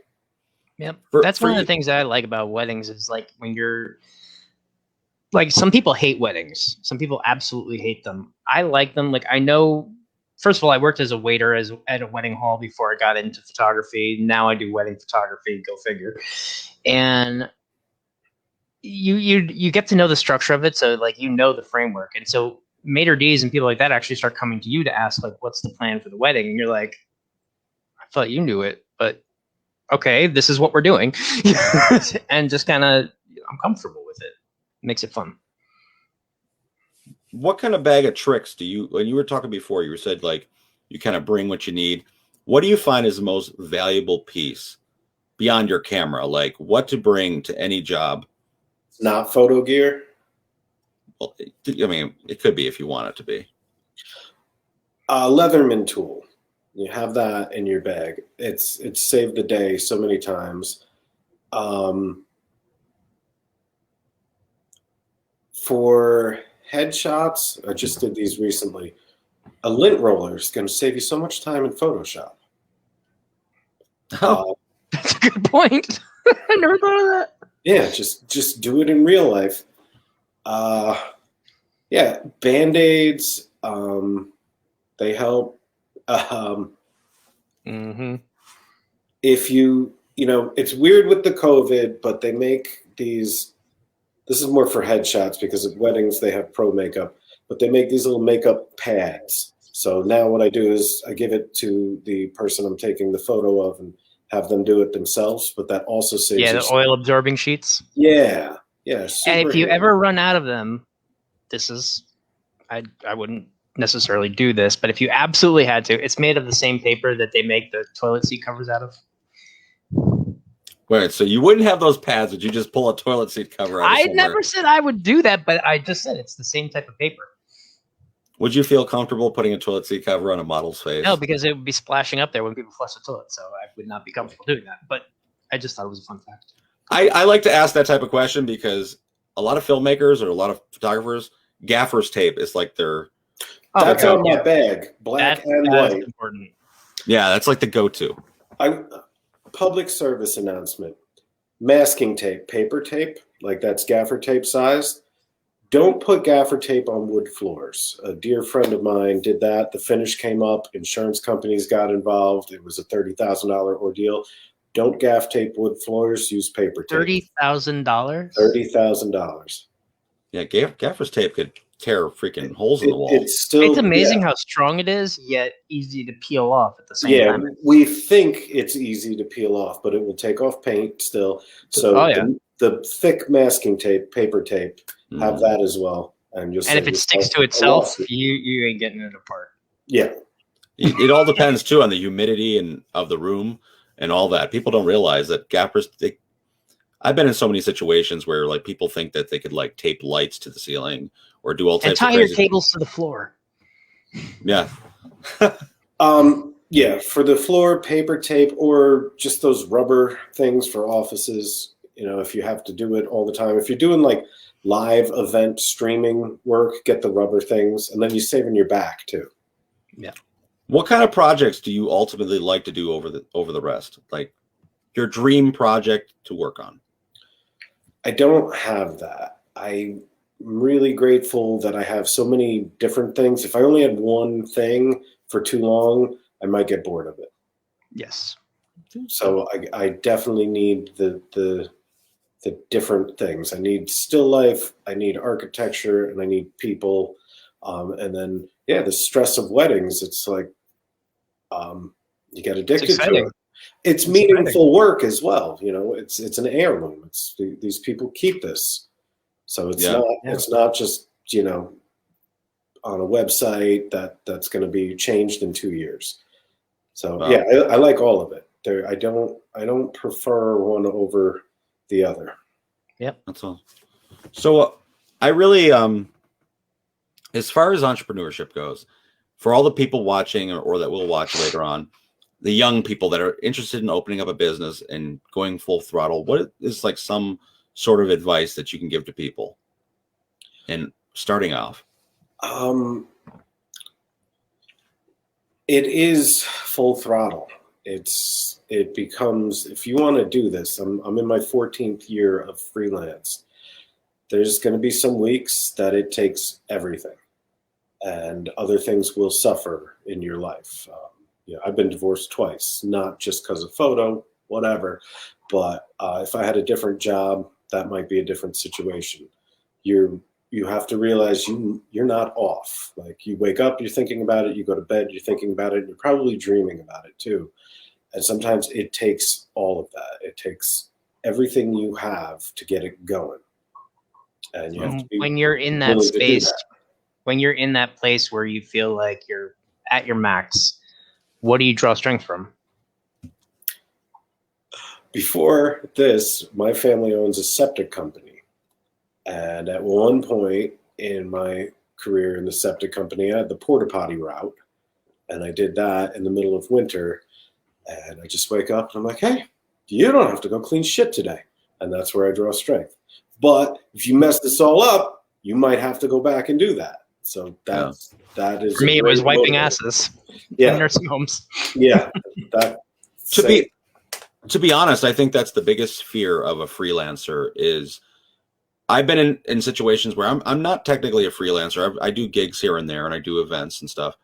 But my thing is I'm fearful to this day to just kind of like take a full blown risk. Me too. I balance multiple things. Like I work on my projects and stuff like that and I'll do gigs. But as far as me being able to book myself entirely, I have a full-time job. I'm afraid of the inconsistency. You got to be extremely brave.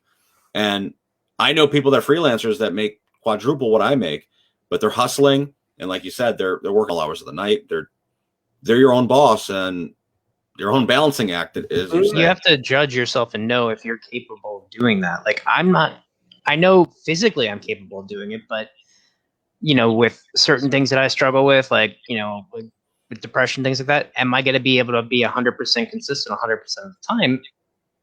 That scares me. I'll be honest. It's scary, but you just, you do it. What I would tell someone coming up is you're not a freelance artist. You're a freelance business person. Study business. Like if I you wish we had done that. Yeah. When you choose to do freelance, you can take that Mercedes and put that way low on your priority list because you're going to have lean months. You have to be miserly with your money. You have to be smart. You have to learn budgeting. You have to learn every winter. Every winter. I mean, let's talk about that. Every winter, myself and a lot of us, it's like, maybe this is the time to just go get that real estate license. We all do it. And then around April, it's like, oh, I'm working again.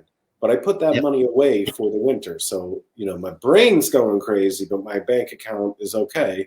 I know how much, I need to get through the winter heat, food, this and that. And then just only allow yourself 2 hours to freak the hell out and then go occupy yourself otherwise. Like this January, my grand total income was $0.0. I had no work in January. I did 2 shoots for friends, but I knew financially. But you were busy as hell the whole time, like just based on what you posted online. Yeah, I sold some carvings. I'll be okay, and just kept occupied. But it's like this is the 14th year, so it's less scary in the winter, but it's always the same thing, like freak out. And I learned from some dudes in a bigger market up in Albany, and they had the same shit. One guy's wife finally just bought him a video game system. She's like, I'm tired of listening to you. You're just going to play this. Enough out of you. I find it really interesting too with freelancers, how people that try to hire them on their off seasons, I should say, they try to, I don't want to say manipulate, but they kind of offer them shitty opportunities and a lot of times the freelancer might take on these opportunities just to get some quick money, but it would be something that we'd never look to do. And I feel a lot of people kind of lower their price. They lower their self during those times. And I find it's messed up. Yeah. Sometimes you have to lower your price, unfortunately, if you want to get that deal. I mean, for me, I look for different freelancers all the time with projects for editing work. Like I said, I hate editing. So I'll post something on there and I'll get, I'm looking for someone affordable, willing to do this short film that's approximately blank amount of pages, whatever. And some of the people that, freelancers that reach out, their pricing and the way they price themselves is so unrealistic in this scheme, like with making their prices. Like, I don't see how they make any business. So it's challenging. I would say pricing's hard. Pricing's ridiculously hard. Yeah. I mean, a friend of mine she said, what you have to do is called the giggle test. She's like, just throw a wild number out, and if they laugh, you laugh too. And then lower the number and say, no, really. But if they don't laugh, then you got it. I think a lot of it comes down like to that. That would make sense. I would be like, if I was to do that, I would be afraid of the result. Well, it's like the giggle test. You wait for them to laugh. So that's insane. I was like, haha, I'm just kidding. Because some people I haven't done it yet. I feel like some people just shut it down. Like me, when I get hit with a ridiculous number, like I don't know, I've been hit with like, you turn purple. 25,000 to do a short film that's like under, like, I don't know, for an independent micro budget film, you're kidding me, 25K for a movie under 15 minutes. Like, that's unrealistic to me. And your track record isn't like HBO Max. It's like you've done a couple other indie films that have went nowhere. So like, I feel like you got to know. I see a lot of, listen, it's funny, but I see a lot of like freelancers, which it's important to boost yourself. But I see a lot of freelancers, like, they will turn down opportunities for the full sake of they didn't get the whatever hourly $90 an hour for a project that's literally going to take 4 months to do. You know, it's a tough I think situation. until you make it has a bit of a stumbling block when it actually requires results to come out of it. Yeah, I found that for me with hiring a lot, and I see it too. So, you know, what you get hit with as far as pricing, but it's the slippery slope. It is. You know, you don't want to be the cheapest, because then you're going to have this lifetime of suffering of working too hard for not enough. But if you're too expensive, you're going to end up sitting around a lot. Yeah. Mm-hmm. So, you know, you find your personal balance. Sometimes, you know, like the guitar companies do it. There's Fender, and then they have the Squire. So it's like, if you can have a Squire version of yourself that's a different name that can go out, it is, you know, it's the great equation. There's no answer to it. Everybody's got a different answer. What do you do? If you want, there was an adage that they don't hire the guy that's shooting the stuff in the back of the magazine to shoot the cover. So you wait out those back of the magazine opportunities, and then you come in and you get the cover. Depends on your patience, and you got to eat in between. So yeah, I have no answers. There are some times that you're going to take a job because you need the money. Yeah. Like, there's some jobs that I've done where I'm like, I think I'd rather watch paint dry. But am I capable of doing it? Yes. Am I capable of doing it well? Absolutely. Am I going to do it? Yeah. Did I enjoy it? Hell no. Has there ever been a time where you were offered an opportunity that was you just could not do due to? I had an ethical problem with one. Me too. There was these folks, they owned a coffee shop in town, and I loved their coffee. The coffee shop eventually closed. I got hired by a newspaper.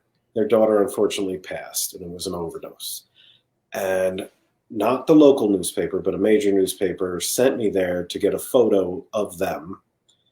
And I showed up, and I knew them. They knew me, you know, from the coffee shop. And she said, "Can you please not take this picture?" And I didn't take the picture because, you know, I had to live with myself, and I'm not paparazzi. I'll do a lot of different jobs, but I won't do that. I don't violate privacy. So yeah, and I lost that newspaper as an account because of that. But what are you gonna do? Yeah, it's important though to have morals. It's true, because like when I first started out, I wanted to work at the newspaper, and I remember I walked in the door, and the editor, really nice guy, John DeSantis, he goes, "Well, first of all, you got into the wrong business at the wrong time." I'm like, "Okie dokie, good to know." And then, you know, they went out of business again, or they got rid of most of their staff. But I remember one of the photojournalists, like, he was saying it half jokingly, but he's like, "Hey, if it bleeds, it leads. The gorier, the better. You know, misery, suffering, blood, guts, gore. Get that on camera." And I'm like, I don't have a problem covering current events, but I'm not going to go out there and hunt for carnage. And so one of the best ways to make money in the newspaper is to take pictures of car accidents at the time. And I did it once. Luckily, no one was seriously injured. I got there. I started taking pictures. I saw the look that I was getting from everybody. And I was like, I feel like the lowest of low human beings right now, and I will never do this again. Yeah. Never. I think it's really important to hold up your reputation, because it's really hard to come back from a tarnished reputation, or, you know, especially word of mouth. And now, like we were just talking about the internet before, spreading. People could spread all the types of lies about you, but it's even worse when it's truth. Yeah. And you know it's true. You know, I had this years ago, and this was an actress that had worked on one of my projects. Another extra had come, and I guess the actress had done some sort of risque photo shoot which involved like bugs and mutilation or whatever. It was some type of sleazy magazine, and the other person was an animal activist. And it became a really big issue. The girl was like showing screenshots of the photo shoot that I guess weren't released. And the girl this was something that she had done in her a modeling gig she had taken that she might have regret. But it's really important what you do to think about it before you do it. You know, that's why a lot of these big time actors out there, they get paid the big buco bucks to let it all, you know, be seen on camera, because once it's out forever. But, you know, us behind the camera, our reputation is really what's most important, and your work ethic and how you go forth. And it's easy to forget how your image impacts your business too, because it's like little things like I was never the most fashion conscious person in the world. I've gotten better at it. I can match things now, at least. But for a long time, I had no sense of like whether I look like a scrub or not. I was just like, all right, well, this shit fits. I'll put it on. And I would show up to a shoot and people are like, maybe next time you should wear dress shoes with that outfit. Like little things like that. But like, you know, it makes an impact on how people perceive you and whether or not they're going to hire you. Yeah, I was a very poorly dressed man for a long time. A friend of mine gave me some insight. He gave me a lot of time. We figured it out. But yeah, I would get the emails. My friend insisted on buying clothes. She's like, we're going shopping now. Can you wear slacks next time? I'm like, oh God, that's embarrassing. Yeah. So, you know, you're if the camera's in your hand, you're almost a performer. You should put some work into it. Like you're representing yourself as a brand. Dressing better has done nothing but help me professionally, other than my brother saying, "You look like a fat Johnny Depp." That's the only negative.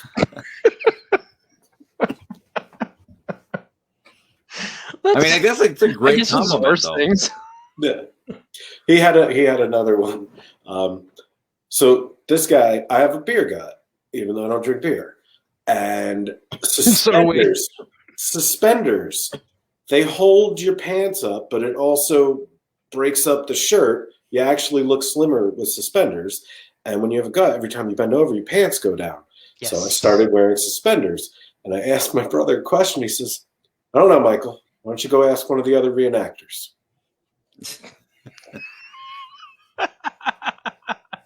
Is he older or younger? He's younger. Family, what can you do without him? Yeah, but yeah, I mean, and then I much like I do with things, I kind of go. I'm trying to find the patterns and the process in order to understand it with the way my mind works. Then I started having fun with clothing, and I realized you can mix and match things. So instead of, I used to be in the car at a clothing store in the parking lot sweating about having to go in. And now it's much easier. I can identify what works and what won't before I even try it on.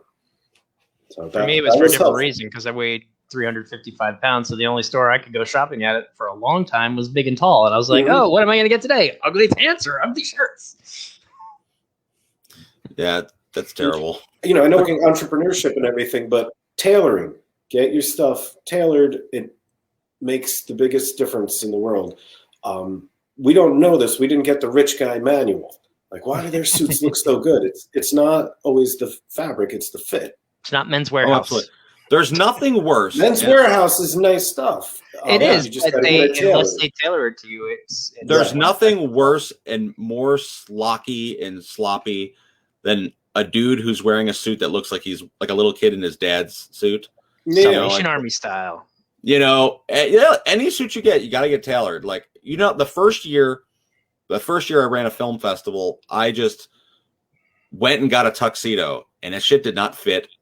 It looked like I should probably post pictures after this to show that I was literally getting choked to death by the white shirt. Like, it looked like my head was going to pop off because it did not fit. But lesson learned, you got to get sized and tailored before you go to these events. Get the pants that fit, because otherwise you're going to squat down at a photo shoot and on your way back up, split them from crotch to ass. At a bar That would be a mitzvah sight. with bright red boxers. My second shooter popped him at a wedding during ceremony, like dead silent. I've split my pants on a shoot. Yep. Kneeling in the middle of the floor at the bar mitzvah taking pictures. Yeah. It's dancing. I get up. I'm like, Just that husky life. That husky life. That should be like a hashtag for this. Hashtag that husky life. Yeah, you That gotta blow your husky pants life. out. So What do if you upgrade your jeans to like the new stuff that got the spandex in it, you have a fighting chance. Still blown those, but it took years. losing weight helps too. Yep. Well, nowadays it's everything that the skinny jeans or skinny pants trend is really in. I wear the skinny pants, and I just can't get past. There's no room for things. Well, it's stretchy skinny pants. The Duluth Trading Company, they make Yes, they are good. They are good. they make a pair of pants It's like called gusset. called ballroom jeans, and it's just exactly what it sounds like. If your prostate's large, these are for you. Ballroom. All right, well, On that Yeah. note, I gotta get a pair of ballroom jeans, baby. But what do you think that's a cod piece. as a business owner? What is the absolute do not do? Absolute do not do. No doo-doo. Man, don't bling. Like, don't spend your money on stupid shit. Don't keep up with the Joneses unless there is a ratio of what you can spend versus what you make. And you got to watch your numbers. Oh yeah.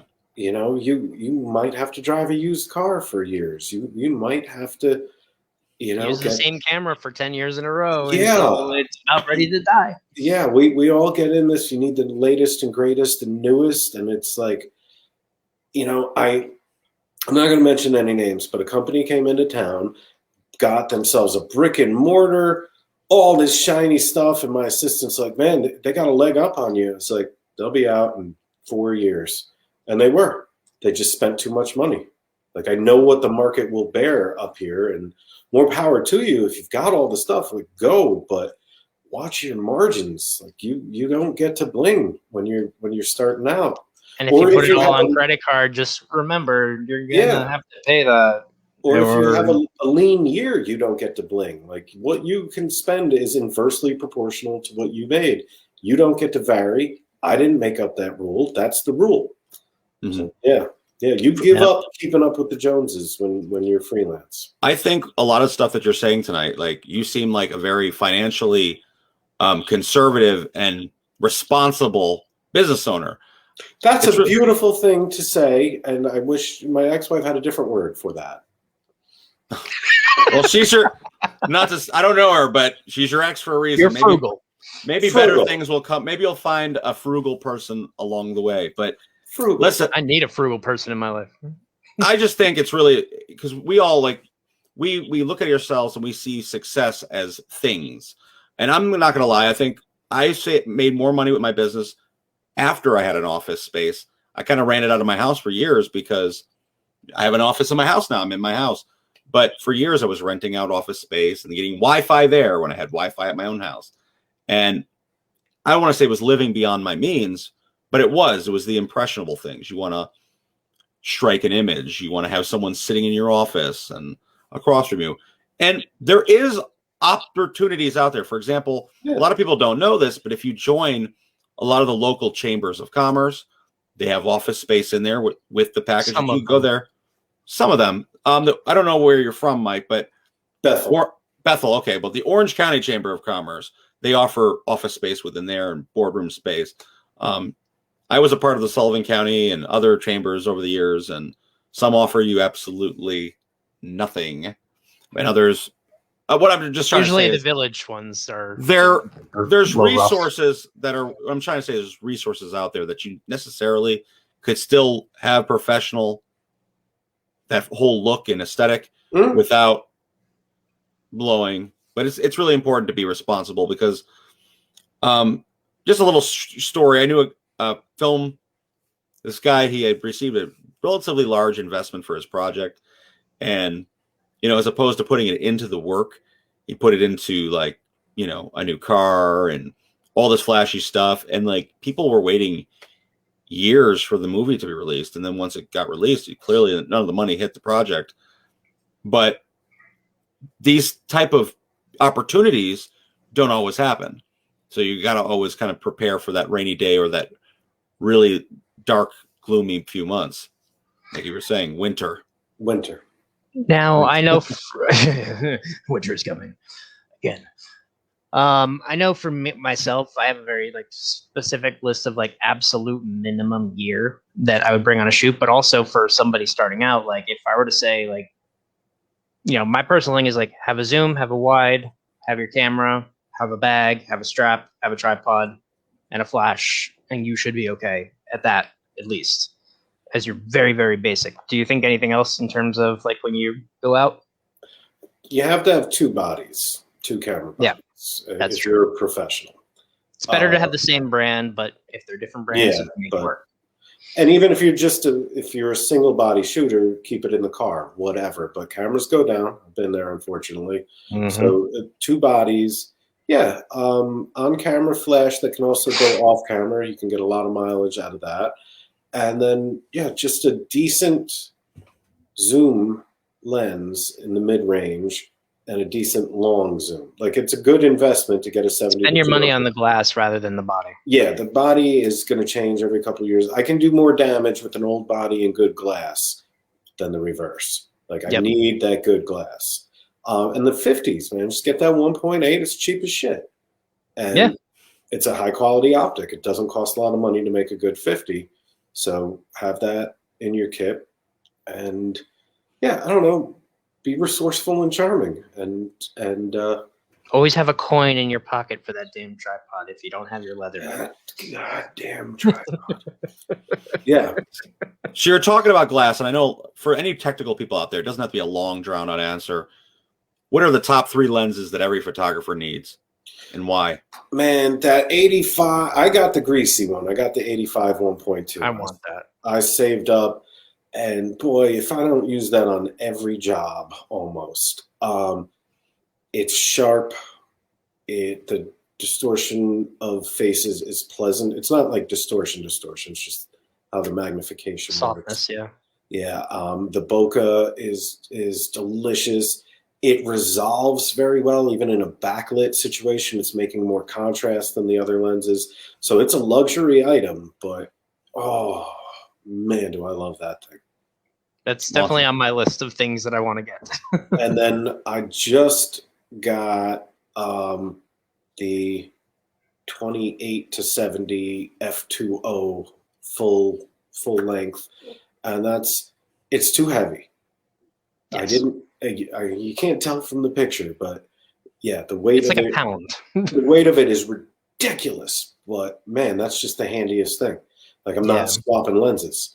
I want to switch over to Sony completely because I'm going to keep my Canon glass, but my 70 to 200, that's my favorite lens because I love, like you said, the bokeh, the sharpness, all that stuff, the stabilization on it. And for the kind of work that I do, I like how it compresses the field, but walking around for 12 hours with that thing on your shoulder, you're going to walk with a cramp for the next 3 days. Yeah. I was going to go Sony, but I got the R5 and I'm very, very pleased with it. And I got the adapter, so I'm even using some of my old lenses, but with the electronic viewfinder and that focus, the old lenses autofocus extremely fast. I'm going to be vulnerable here on camera. I did the 85 with the adapter, and I just put it on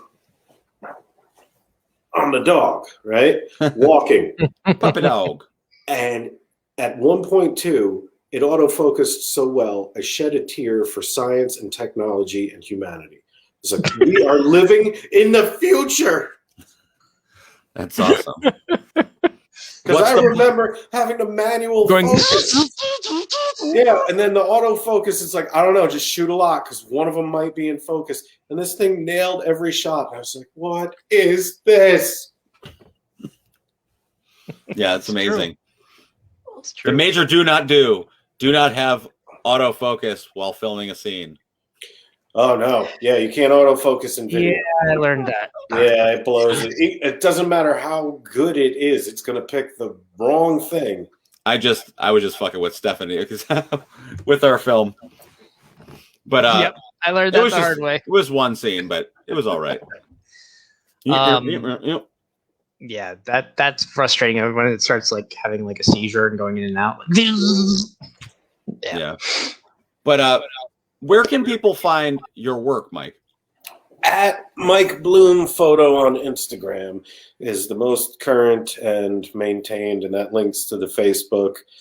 And eventually I'll redo my website. That is my failing as a business person. But most of anything is coming from Instagram these days. Yeah. Yeah. Instagram and Facebook. I need to get more out there with Instagram. Like, I have a website, and I feel like people who goes on, like, I don't remember the last time someone was like, let me look up your .com. Yeah, it's just the way the world goes. I have to update my site. I haven't updated it in probably 5 years. Yeah, mine is embarrassingly old. It's been under construction, for 8 years. It's just bad. It's awesome. But I don't feel so bad then. it was great having you on, Mike. Thank you, Charles. Thank you. Whenever you want to check us out on the Thursday or jump on, we'd love to have you. Or if you have any other projects coming up, definitely, man. You want to spread out there. Do you have anything coming up soon or that we can look forward to? I'm going to just be, riding the motorcycle, which I got during COVID. So I'm not as zen. And, that was a lose your mind. That was nice.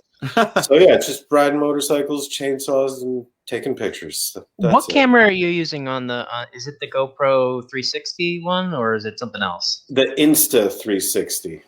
Insta 360. Okay. Insta 360 instead of the GoPro Fusion. The Insta 360 had some presets that I liked. Yeah. But it looks pretty sweet.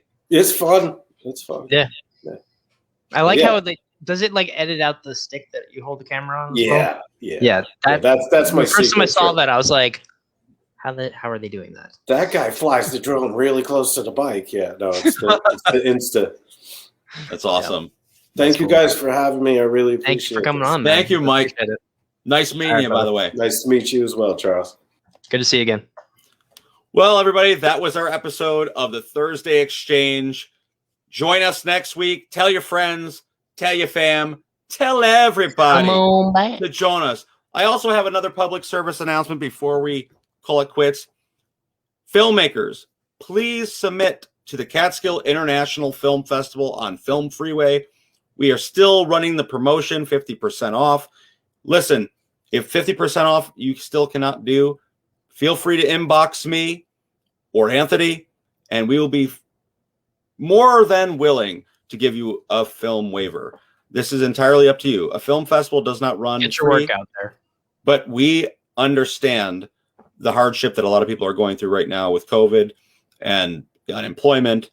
And I can tell you that we have some of the best movies we've ever had being submitted this year. Some of the most, I want to say, risque movies that we've ever had. This is going to be a very fun year for all of you. So keep on tune. We have one more month, people. May is going to be our second virtual edition of the Catskill International Film Festival. So I hope to see you guys there. Spread the word. It is free for everyone to watch. So there's no excuses. We are going to be doing prizes this year. Okay. There will be prize giveaways. Q&As. Q&As, workshops. If you guys have a workshop that you'd like us to do that's revolving around the film industry, please inbox us. You could write it on the comments here or whatever you want to do. Just communicate with us. But Catskill International Film Festival.com. Check it out, people. Awesome, man. Well, all right. Good night. Have a great weekend, everyone. Bye. And happy Easter to all those who separate. Happy Easter. Don't eat too much candy. And Passover, if that's what you celebrate. And yes, to all them, to everybody. All right, Mazel tov. Have a great day. Hallelujah.